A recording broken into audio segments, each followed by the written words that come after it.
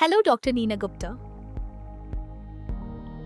Okay, so ma'am, we've heard that you're the pioneer to bring laparoscopic surgeries. What came in your mind to start all this? Yeah, my husband got posted in the CMC Ludhiana, and he was the first person to start laparoscopic surgery in CMC Ludhiana. And after that, he got transferred here, Patiala, and he thought of doing private practice. In fact, Dr. Rennie, he is the father of laparoscopic surgery. He came to CMC Ludhiana for inaugurating the laparoscopic unit in that medical college. So we invited him over here, and we also started in the same year, 1992, in our nursing home here. And at that time, we used to do the surgical cases. We started with appendectomy, with gallbladder, and I started with ovarian cysts, like tubectomies, all these things. But you can say full-fledged, I started doing it like gynec surgery in 1998. 1st May 1998, I did independent laparoscopic hysterectomy. At that time, it was not total laparoscopic hysterectomy.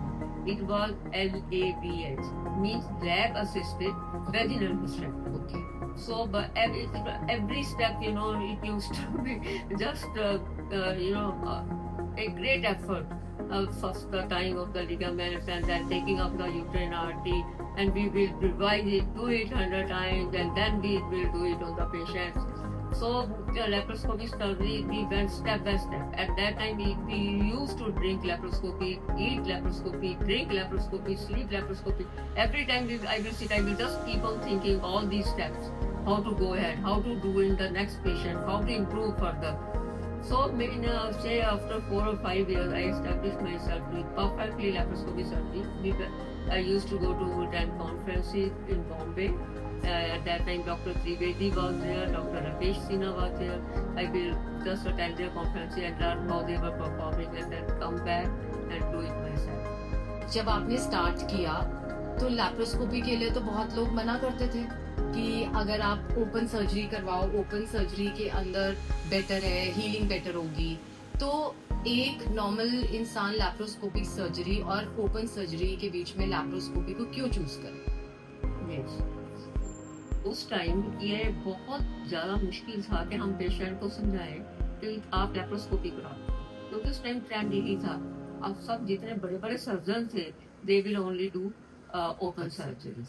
Even the senior most surgeon is a patient will go, अगर उसके पास जाता तो वो यही कहता था कि जो ओपन सर्जरी है वो जस्ट लाइक खुली किताब है, हम ऐसे करके खोलते हैं, और जो ये लेप्रोस्कोपिक सर्जरी है, एक होल में से इनको कुछ नहीं नजर आएगा, कुछ नहीं दिखेगा, ये तुम्हारा पार्ट छोड़ देगा. सबसे ज्यादा मिथ ये था कि ये कुछ ना कुछ छोड़ देगी. तो उन पेशेंट्स को कन्विंस करना and to bring them to the OT, तो it was very very difficult task. So हम उनको यही समझाते थे कि ये जो लेप्रोस्कोपिक सर्जरी है, इसमें जो लेप्रोस्कोप है उसमें 10 टाइम्स मैग्नीफाइड व्यू है.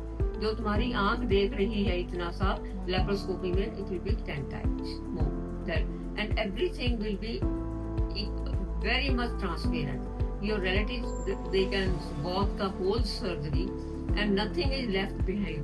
हाँ, मैंने एक सर्जरी देखी थी जो आप ही ने करी थी, और वो बाहर कैमरे में स्क्रीन पे सारी सर्जरी मैंने भी देखी है.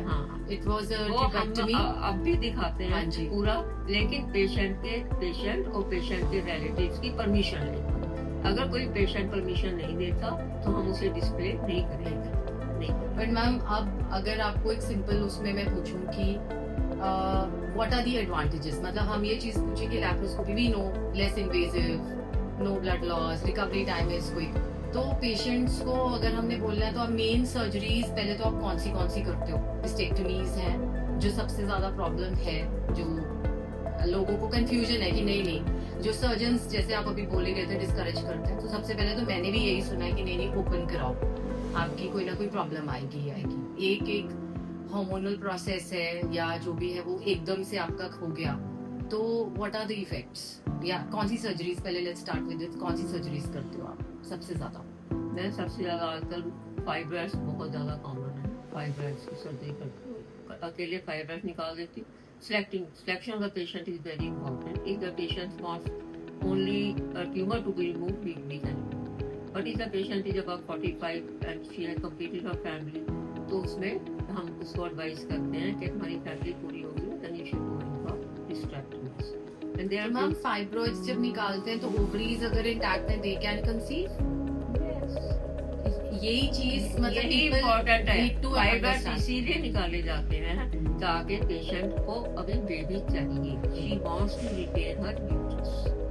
और कई दफा पेशेंट की अपनी चॉइस होती है, वो कहता है कि नहीं नहीं मुझे यूट्रस रखना है, मे बी शी इज 40 और 45, she doesn't want to part with her uterus, so we let her have the. लेकिन हम एडवाइस करते हैं कि इस उम्र में फायदा नहीं है क्योंकि फाइबर दोबारे आ जाते हैं. ठीक है, तो तुम्हें दोबारा सिम्टम्स हो सकते हैं, लेकिन पेशेंट की कंसेंट के साथ हम उसको छोड़ सकते हैं. ठीक है.